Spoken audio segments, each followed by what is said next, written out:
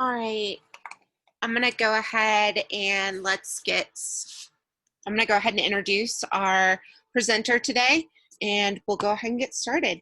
So today we have Erin Fischer from the University of Utah presenting on school-based prevention interventions for K through 12 populations, and he is joining us through partnership with the Prevention Technology Transfer Center Network, or the PTTC, and we are very lucky to have him, and thank you so much for being willing to present to us today, and I'll let you take it from here. Great, thank you so much, and I really appreciate it, and thanks for everyone being here to join this talk this afternoon.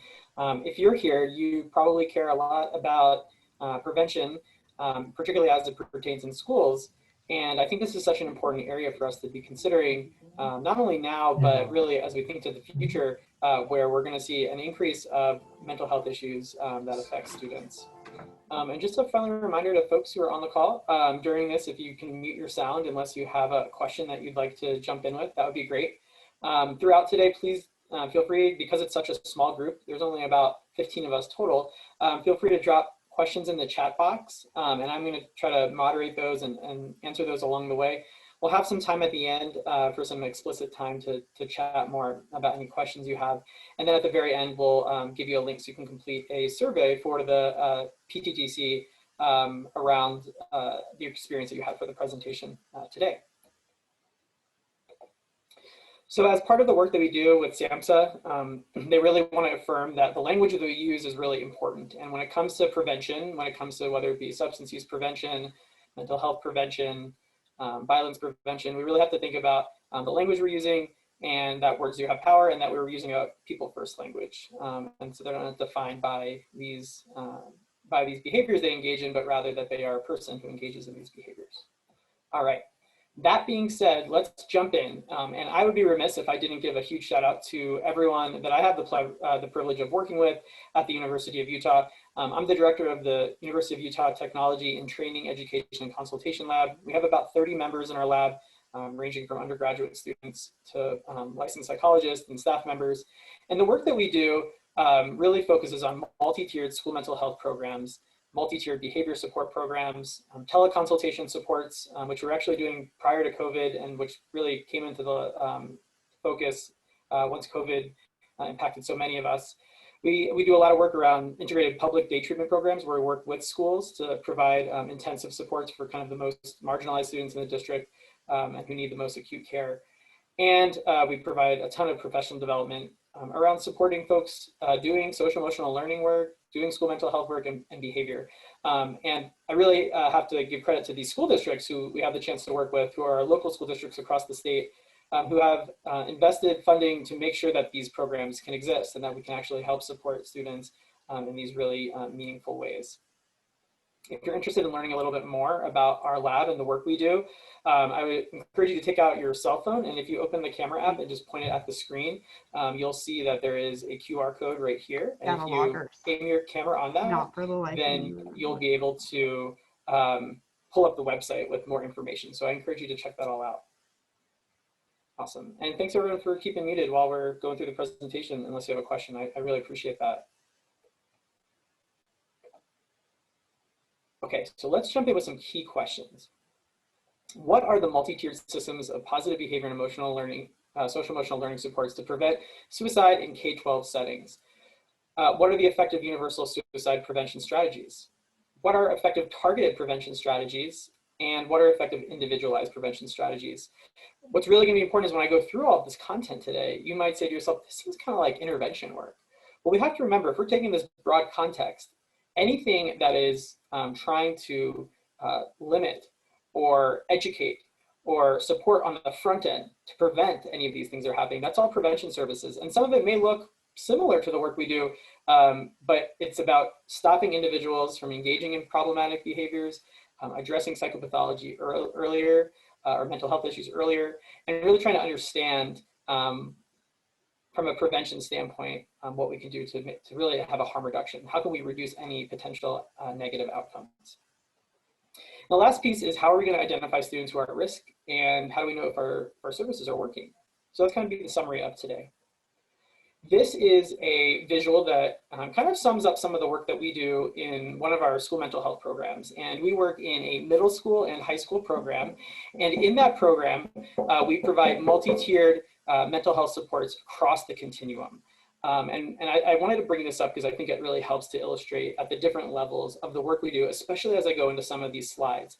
Now, of course, what we're trying to do in a multi-tiered framework is we're trying to limit any types of escalation up the triangle. We want to kind of keep people in that tier 1 universal supports. And let me walk you through it. So let's start there. In tier 1, we provide a ton of social emotional learning through a program historically called Second Step. We've moved to some more integrated models now that our staff is feeling more comfortable and fluent with delivering social emotional learning, but it's a great first step to do that. We also provide school-wide social emotional attitudes and values kind of alignment, where we're really trying to help from the top down, from administrators, the bottom up to students, parents, educators, everyone involved is really aligning what they want to do when it comes to supporting students. Because at the end of the day, and here in Utah, where I'm at, we have the 5th largest youth suicide rate. And so this is really problematic. And we're trying to reduce that rate so that we can provide more supports and really, like I mentioned, stop from escalating. We also have a lot around school culture, and we'll get to this in a little bit about what that means. Class-wide psychoeducation around just a variety of different topics, and a really, really strong piece on teacher well-being and family involvement. What we know is to have the effective system where students are benefiting and we're really doing that prevention work, it means we're also dealing with the adults who work with those students because they are taxed, they are stressed. Right now, more than ever, teachers are experiencing some of the most intensive stress and burnout they ever have. So we need to make sure that they're supported, as well as families in those same capacities where students maybe are learning in the home setting still. The next piece as we go up this triangle would be these tier 2 groups and check-ins. And in this phase, we're really looking at targeting students at a kind of small group level or in these kind of brief one-on-one interventions to try to limit any need to go further to further psychotherapy services, like your traditional tier 3 individual psychotherapy services. And that's not to say that some students may still need these things. There definitely are. And we try to address those students through individual psychotherapy. And what's really important when we have this model for the work we do from a prevention standpoint is we're working within the system with school counselors, social workers, teachers, administrators, parents, everyone to make sure that we're being consistent and that we have this unified vision.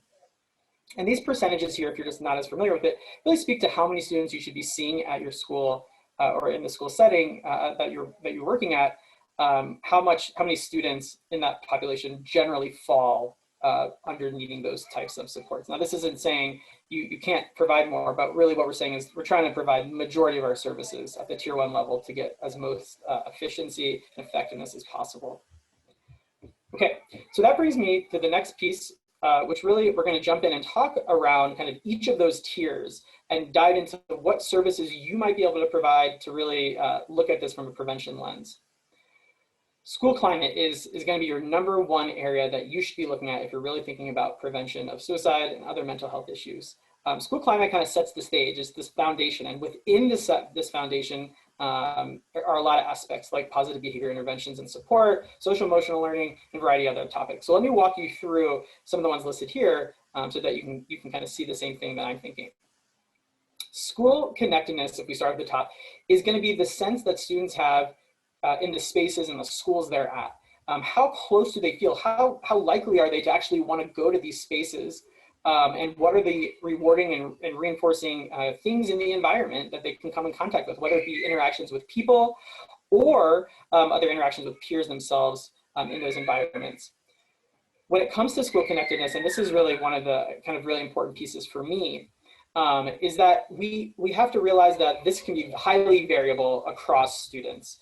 And that we have to make really differentiated efforts to make sure everyone's included because there can be such a wide variety of identities and backgrounds that are in our schools. So thinking of that inclusivity that we're providing is really going to be important.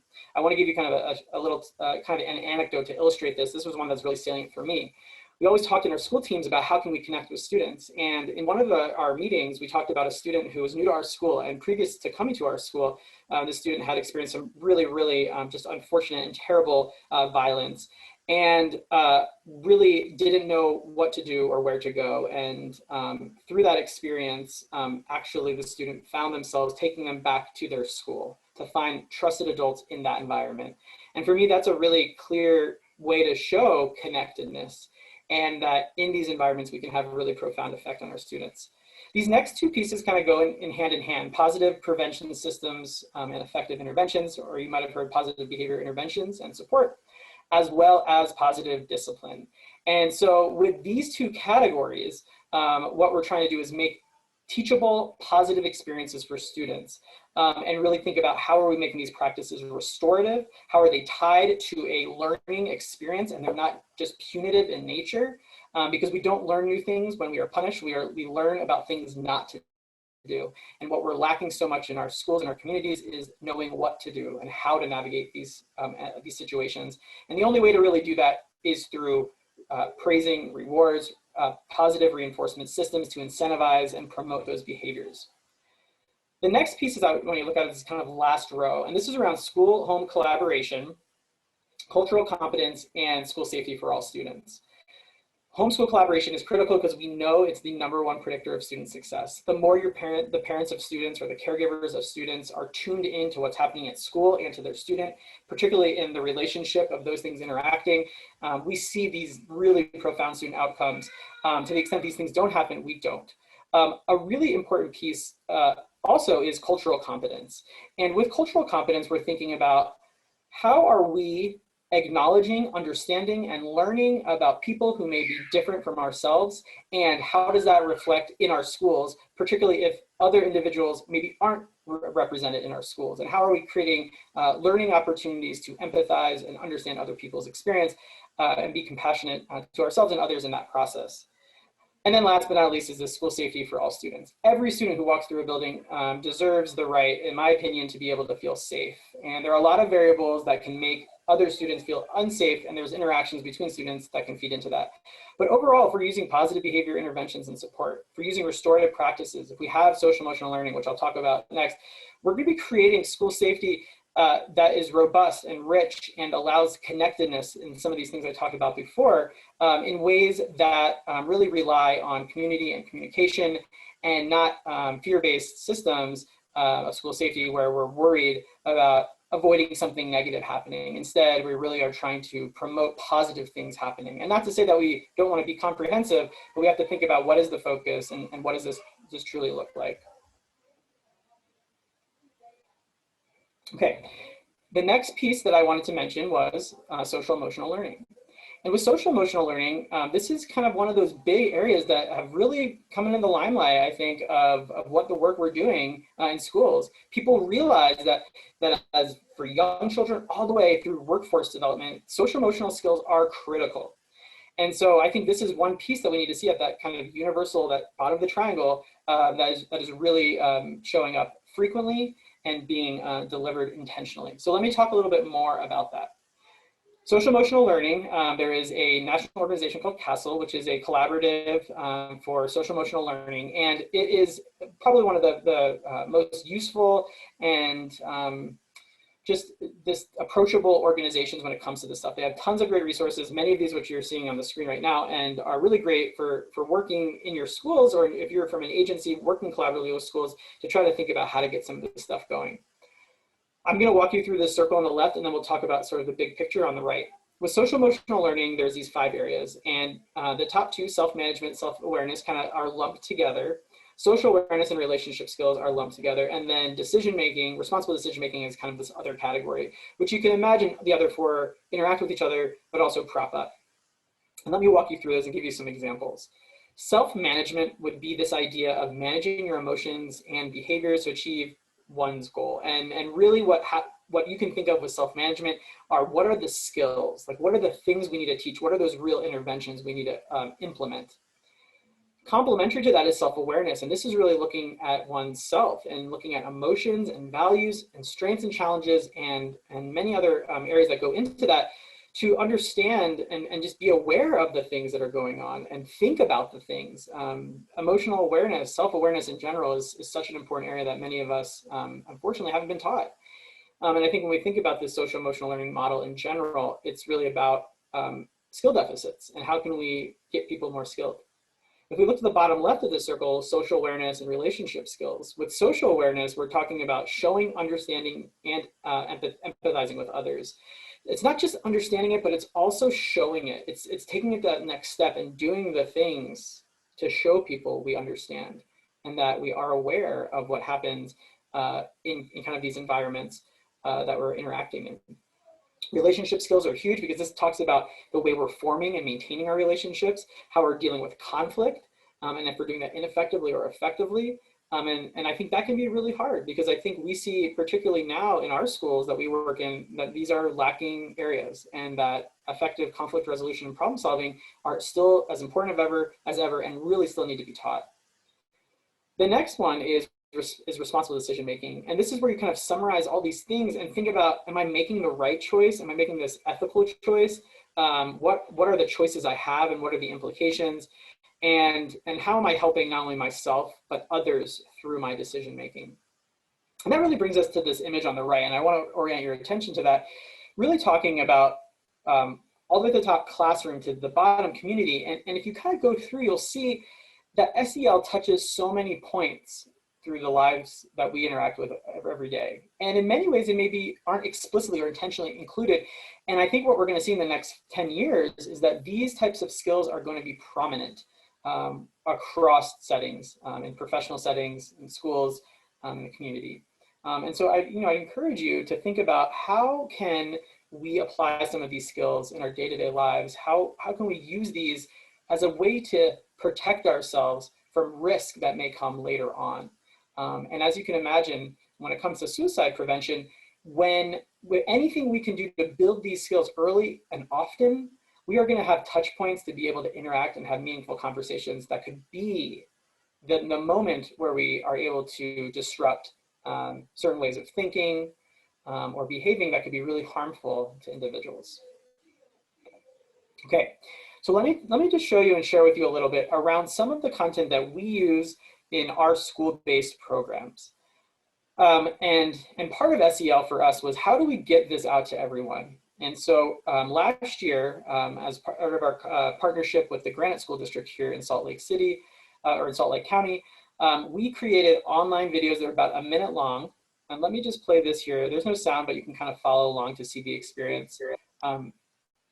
We created a variety of topics that we think were important to people, particularly when COVID hit, but really to help people be successful around behavior, around academics, schedules. There's also some relevant topics around PPE and physical distancing, social emotional learning and wellness.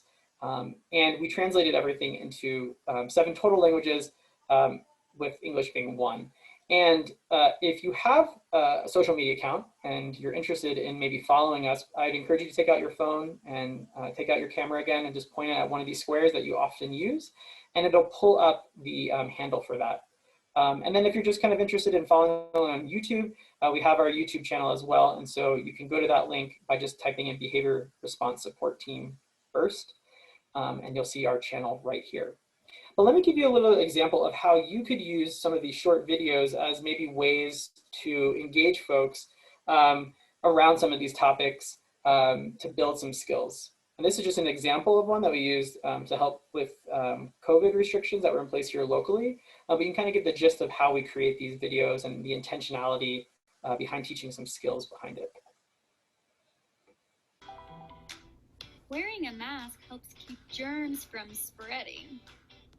Germs are spread when we breathe, talk, cough, or sneeze. If we don't wear a mask, our germs can spread and get other people sick. Even people who don't seem sick could be sick and spread germs. Wearing a mask and physical distancing means we can still have fun with our friends. Wearing a mask helps keep each other safe. All right, so that's just an example of it. We have a ton of that content around social emotional learning. So I'd encourage you to check it out if you think that'd be something you're interested in.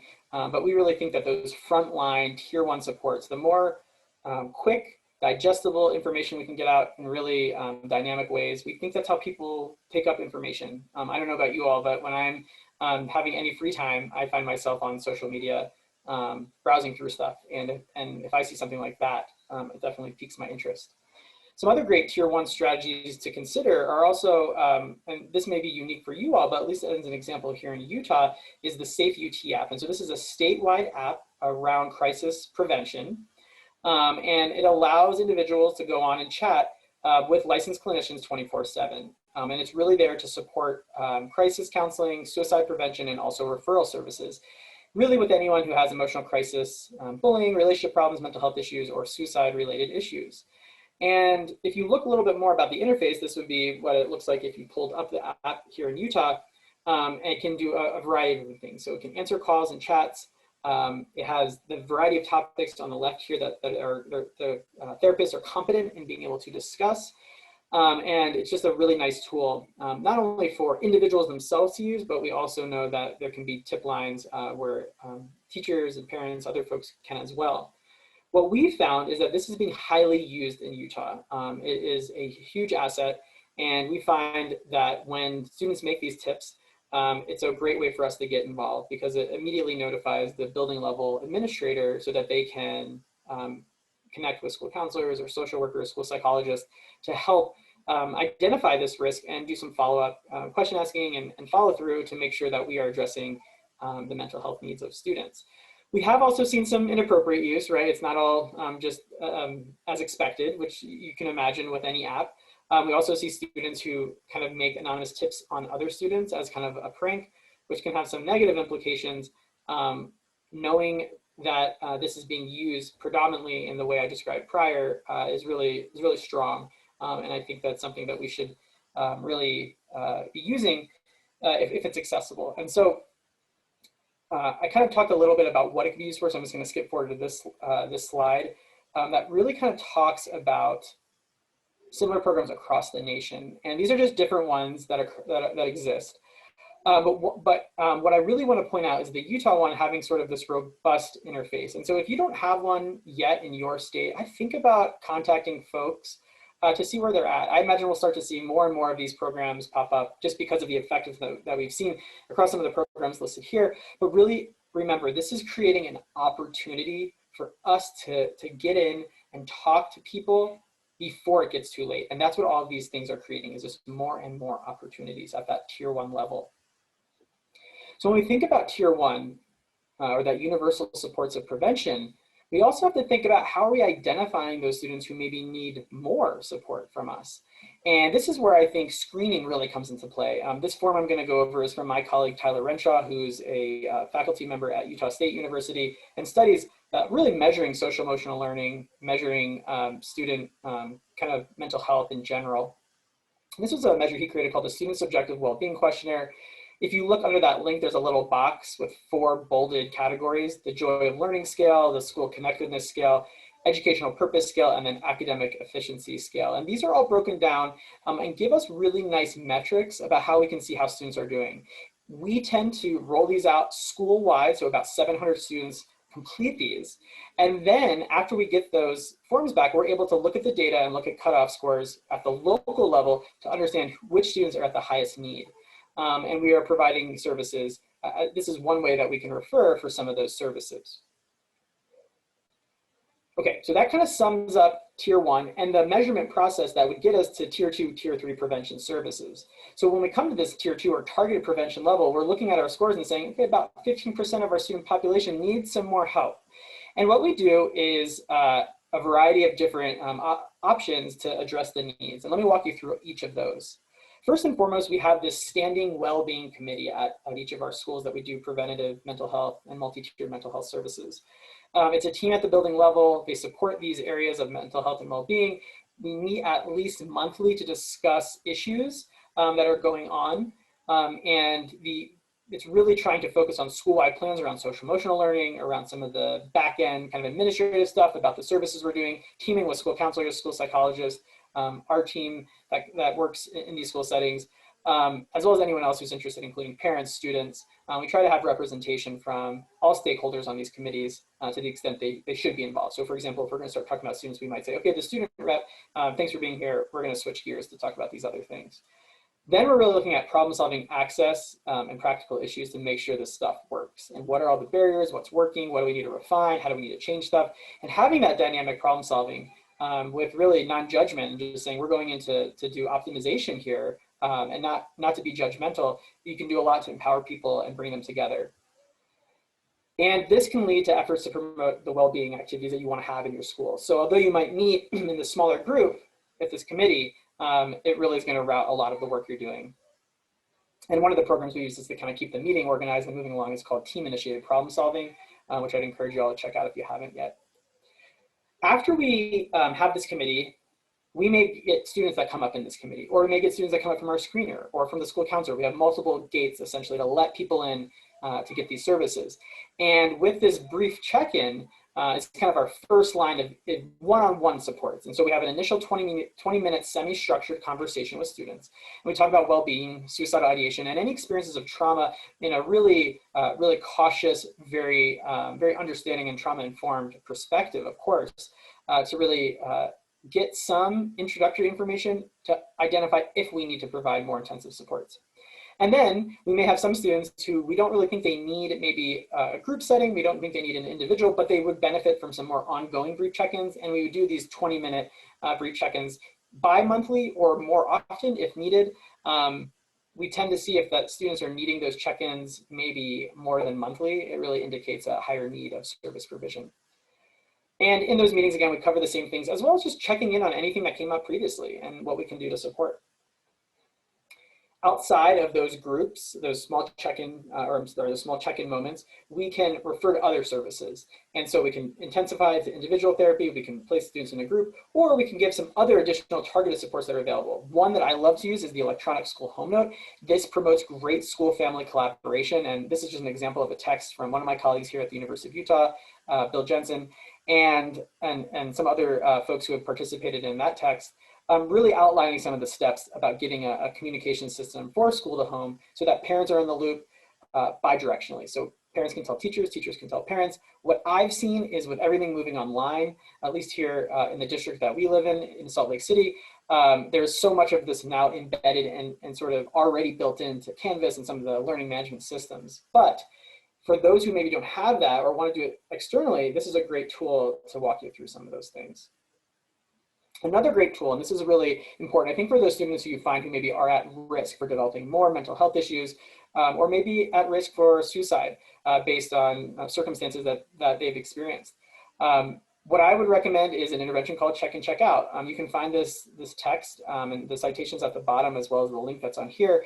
This was from my colleague also at the University of Utah, Leon Hawken, who co-developed Check In, Check Out. And really it's a mentor-based intervention. And the goal of Check In, Check Out is to increase positive interactions between students and school staff through multiple opportunities throughout the day and to get feedback of their behavior and of their kind of any issues that are coming up. So as you can imagine, they have this person they really love in the school. That would be, let's call it for this example, it's the school secretary. They check in with the school secretary. The secretary says, these are the things you're going to be focusing on today. And every class that the student goes through, the teacher checks in at the end of that class period for even a minute to say, hey, here's how you're doing on all these things. And there's a rating that goes along to let the student know how well they're doing. Now that all equates to points. At the end of the day, the student can earn some points to get a reward. This would be particularly important as we're thinking about students who maybe are a little bit younger and are still really motivated by some of those things. You can also use other incentives for older students, maybe more peer time, maybe some additional activity-based rewards too. But having those connections, which then get sent home and then looping in parents, creates this wraparound service of support that is just so effective and I think critical. Another thing that we can offer at that targeted level are group-based interventions. And group-based interventions, again, they're trying to stop so we don't have to go to get individual services or that the psychopathology gets worse, that we see symptomology just get worse, which could really just increase risk. And so in these groups, these are some of the examples we use. One is Advanced Decision-Making and Problem Solving for Teens by Jason Burrows Sanchez, who's my colleague at the University of Utah and the director of our PTTC. We also use coping power, which helps with emotional regulation and coping skills. We use Merrill's Strong Teens as a social emotional learning curriculum that we could be doing in a smaller group format, as well as some mindfulness using a still quiet place for teens, and a more recent text called Don't Let Your Emotions Run Your Life, which is really around dialectical behavior therapy skills for adolescents, really trying to get some DBT skills being built in early, because as we know, those are just such effective skills that help navigate so many of these things. And really, we pick these groups based on the needs that come up in our measures, as well as those check-ins that I described earlier, or school-wide issues that maybe come up from administration. Okay, this now brings us to talk a little bit about individualized prevention. And for me, like I mentioned before, it's talking about serving students in the school in a traditional individual psychotherapy format.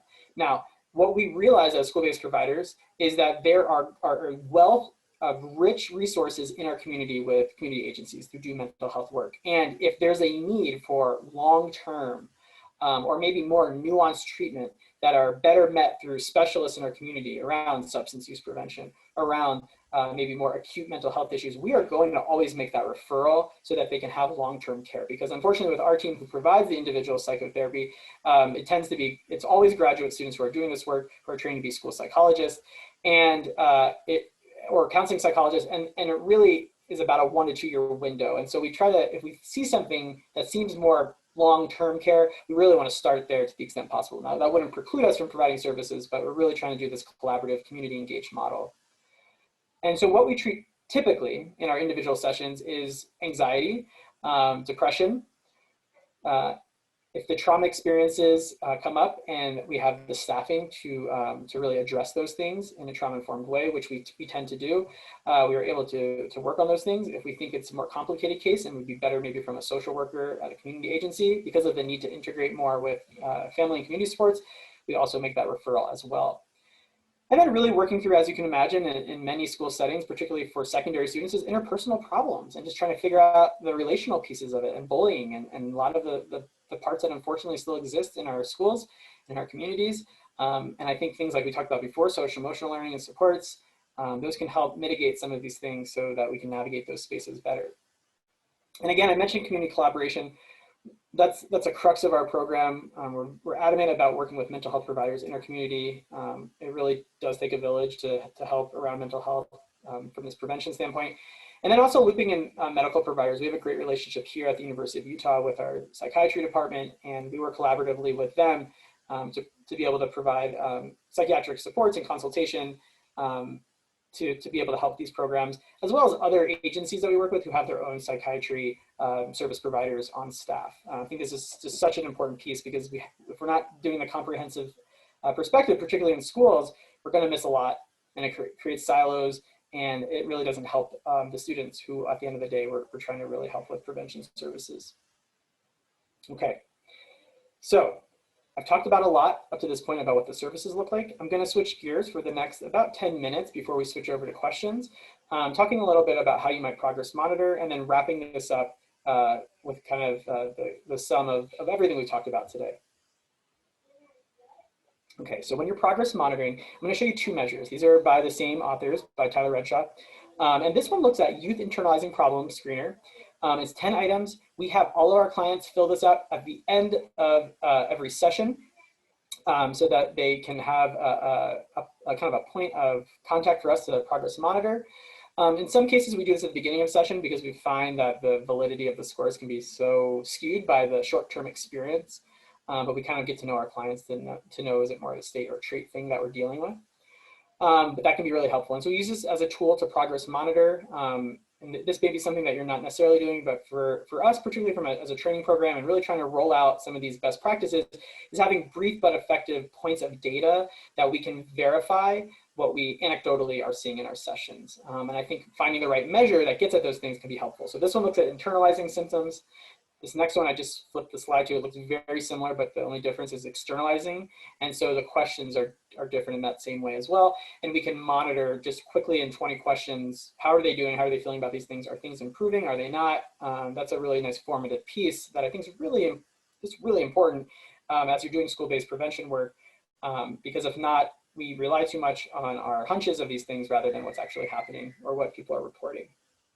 Okay, so let me wrap this up for you in the next few minutes as we switch over to some questions. And I hope you all are thinking of some questions to ask. I know we have a smaller group, so this is a great opportunity to ask any of these questions. But of course, if not, I'm always available afterwards. So let me jump in and then we'll orient to some Q&A. So when we think about this slide again, I know we kind of started there, but I like to bring it all back. This continuum of care, this multi-tiered system of support works really well when all the parts are working well. If we don't have tier 1 supports, like I mentioned, in place, it all falls apart. And you can't really find that you're having that success because you're just kind of putting out fires constantly. When it comes to school-based prevention, when it comes to doing this work to really help with mental health issues and really address suicide prevention, we have to allocate 80% of our efforts. That's a ton of our efforts. That's almost, for some people, that's maybe all they have, right? If they're doing the best they can, we have to put that in tier 1. Because to the extent that we have a whole school or whole community system that's embracing these things, it's a strong foundation that we need. And I can guarantee if you don't have these things, you're going to find that you're dealing with those tier 3 problems. You're going to find yourself putting out fires because unfortunately what's missing is all those prerequisite skills. And what we realize is we haven't provided scaffolding, the appropriate levels of support to our students, children we're working with, as well as the adults around them, to actually enact these things. And what we find is that when this is all clicking, when this works, the outcomes are super positive. We see reduction of the kind of typical office discipline referrals. We see more attendance. We also see reductions of tier 3 services. And I think that's one of the biggest things for me that we found in our work is that when you provide these great supports, you find very few students who need those individual supports. And you increase your capacity to actually serve those students in really meaningful ways, rather than having those caseloads that are just unbearable, hard to manage, and in some ways just become ineffective because of how stretched that we are. Okay, so with that, let me just wrap up with this last slide, and then we'll reorient to some questions that you all might have. And then we'll have a little bit of time at the end to also do the GIPRA, which is our kind of federal evaluation tool through our PTTC. So again, I really wanted to thank you all for coming and talking about this content today. Virtually is harder because we're not in the same space, but I'd encourage you through the next moments to either use the chat box or if you feel comfortable to unmute, turn your camera and jump in, or just to unmute. There's a lot of a variety of opportunities to engage, and I would really encourage you to do that. If you're interested in the work we do and want to follow us, I would encourage you to check us out on Twitter or other social media platforms, as well as our website here. And like I mentioned, you're always welcome to shoot me an email if you have questions. It really takes people like you who are interested, passionate about this work, to learn more about it, to impart it into your communities, and to support these efforts. So I really am thankful for you all to be here. And with that, let me open it up for Q&A.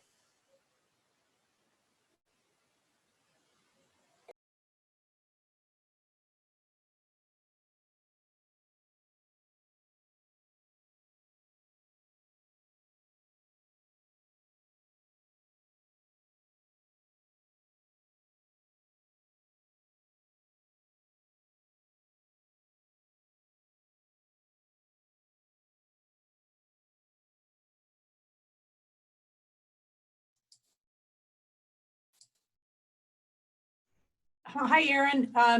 Can you hear me? Yeah, I can, Tricia. How you doing? I'm good. I'm good. Can you talk more about that teacher well-being piece that's in that in your triangle slide, the pyramid slide? Can you tell me what that looks like on the ground where you are? Yeah, absolutely. Thanks. I love that question, and I think it's so important right now. What we do for teachers is we've really been working on sort of like the SEL skills for them. So how our schools have done it here is they bought a copy of Permission to Feel by Mark Brackett. He's a psychologist at Yale and has done a lot around social emotional learning, particularly in schools. And so they started a book club, reading that book together as like kind of the smaller committee, and then made that the school-wide book club so that other teachers could come and read about it. And the nice thing about that is it helps the teachers to then orient themselves to their own social emotional competency. We're all learning, even as adults. I know for myself, like I didn't get this explicit instruction in the same ways we're doing it now as a student. And so we have to also support them. And then what we're offering is a variety of sort of multi-tiered support. So many of the districts we work with here offer individual therapy for free to all of their teachers if they want it.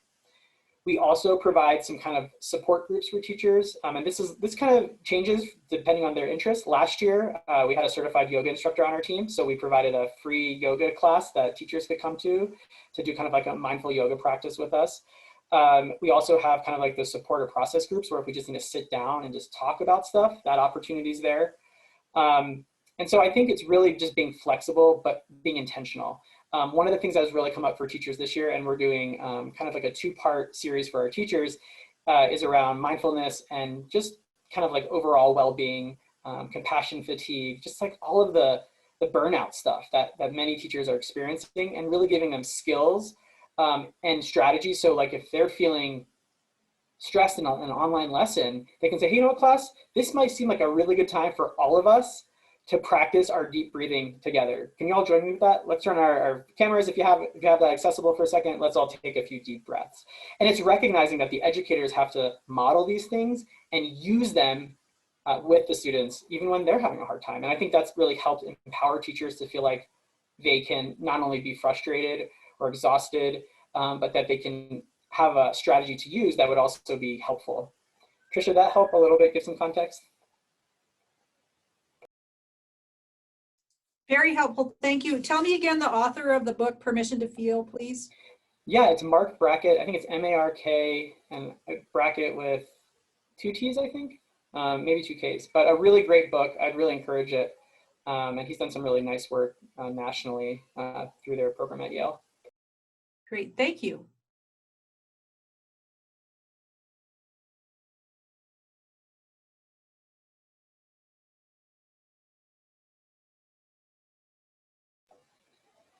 We still have about a few more minutes before I advance the slides, just so you all can fill out that survey. Are there any other questions that maybe you want to ask in the chat? Trisha, thanks so much for being brave and jumping in. I really appreciate that. I'm happy to answer any questions or thoughts you all might have.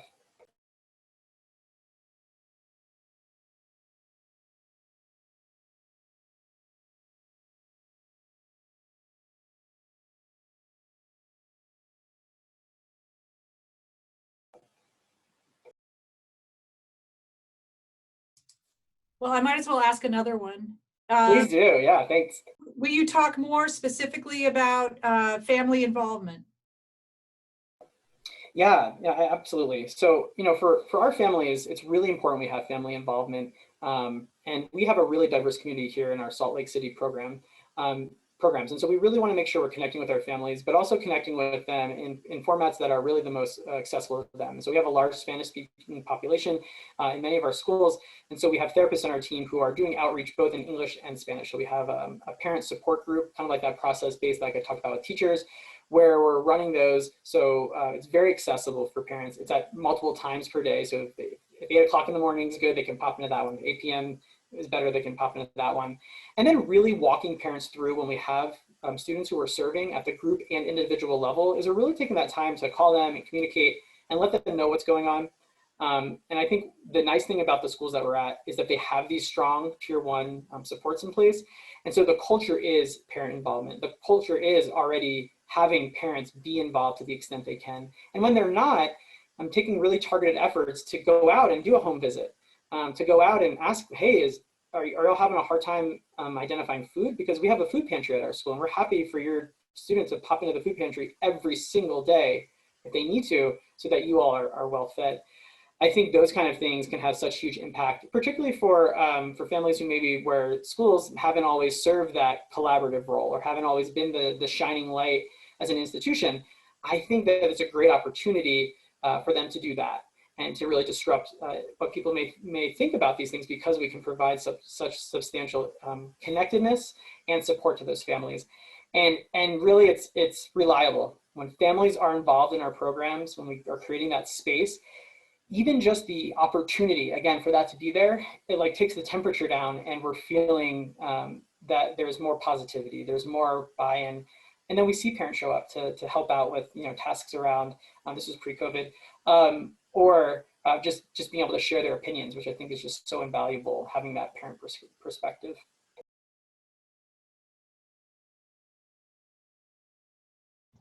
And one more thing I just want to add when it comes to parents especially when it comes to suicide prevention, is a lot of parents don't know how to talk about these things, or don't feel comfortable to talk about these things.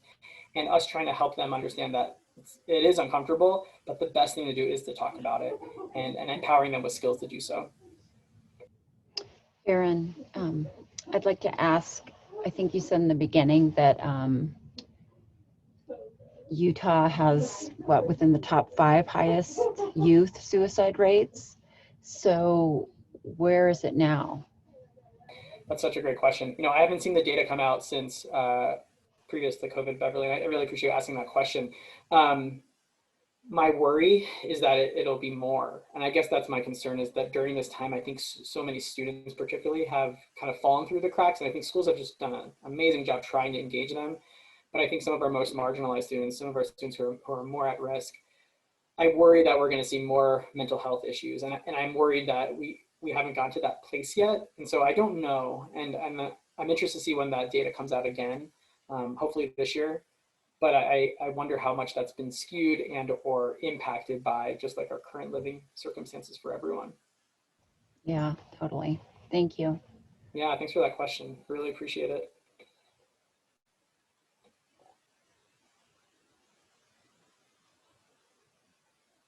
Okay, so let me advance the slide deck, and I'm just going to walk you through the evaluation piece of this. And then feel free to ask any questions. We'll stay on the call, but as soon as you're done with this evaluation, if you don't have any questions, you're more than welcome to jump off, but I'm happy to stick around and answer any questions you all might have. So let me advance this. GIPRA evaluation, for those who maybe aren't familiar with it,